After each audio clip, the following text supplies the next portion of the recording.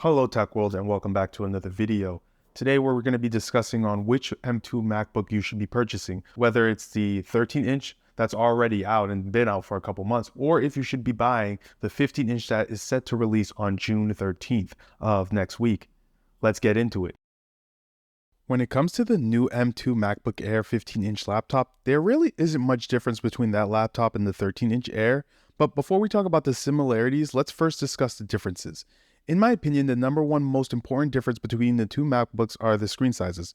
The new M2 MacBook Air comes with a 15.3-inch display, whereas the other MacBook comes with a 13.6-inch display. That is a significant difference, so definitely take some time to consider whether you'd prefer a smaller screen or a bigger one.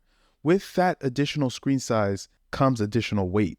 The 15-inch M2 is coming in at a weight of 3.3 pounds, whereas the 13-inch M2 is coming in at a weight of 2.7 pounds.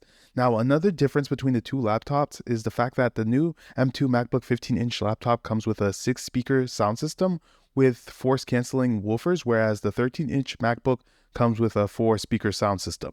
Now, there's definitely a lot to consider besides the pricing when it comes to whether or not you should get the M2 13-inch or the 15-inch, but for someone like me who currently owns the M1, there's a lot to consider. For example, this screen is a 13.3-inch screen, whereas the M2 13-inch is a 13.6, so not much difference, but for someone like me who likes to edit and likes to multitask, I can say from my own experience that it's just kind of small, to be honest, especially for someone that likes to edit on monitors. You really feel the difference. Whereas I feel like the 15-inch provides you with a little bit more room to do more. Now, again, I don't have it in my hands yet, but I do plan on getting it next week. But I can definitely tell you there's a difference between 15.3 to 13.6. Now, I also have to mention portability. Seeing as I use this laptop all the time and I'm always on the go with it, I do like its lightweight and how easy it is to just throw in my bag and just be on the go. With the 15-inch, it kind of, I've owned 15-inch laptops in the past, not Apple, of course, but I have owned 15-inch laptops in the past. And I can tell you right now, I really did not like carrying it around. It just felt like too much. But again, it all depends on your opinion and what exactly it is you're looking for. Now that we talked about differences, let's talk about the similarities. Now, both come with an 8-core CPU and a 10-core GPU. Both are said to have a battery life of 18 hours. Both can go up to 24 gigabytes of unified memory, as well as 2 terabytes of SSD storage. Both also do come with the 1080p camera. So there are a lot of similarities. Both come with 500 nits of peak brightness, with the pixels being different, of course, because due to the screen size. So again, there are a lot of similarities when it comes to these two. Now, something that is not similar, of course, has to be pricing. Now, the pricing kind of shocked me and shocked most tech YouTubers, most people in general, because everyone expected this to be a little bit more expensive, but Apple shocked us.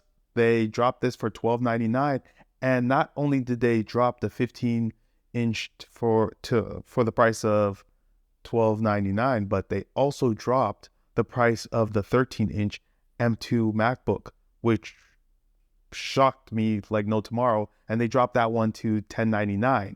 Now, with the education discount, that does bring that to $1,000, and for the 15-inch, that would bring it down to $1,200, which is a steal for both, in my honest opinion. With that being said, there's certain things you may want to consider.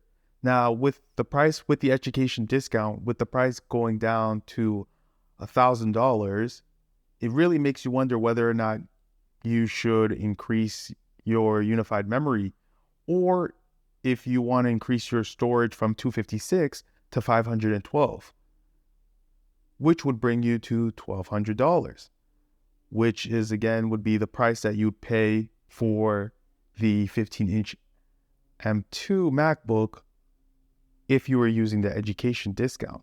So there's a lot to consider. So I guess it really comes out to how much is your budget? What are you looking to do with this MacBook, whether the 15-inch or the 13-inch? What do you plan on doing with it?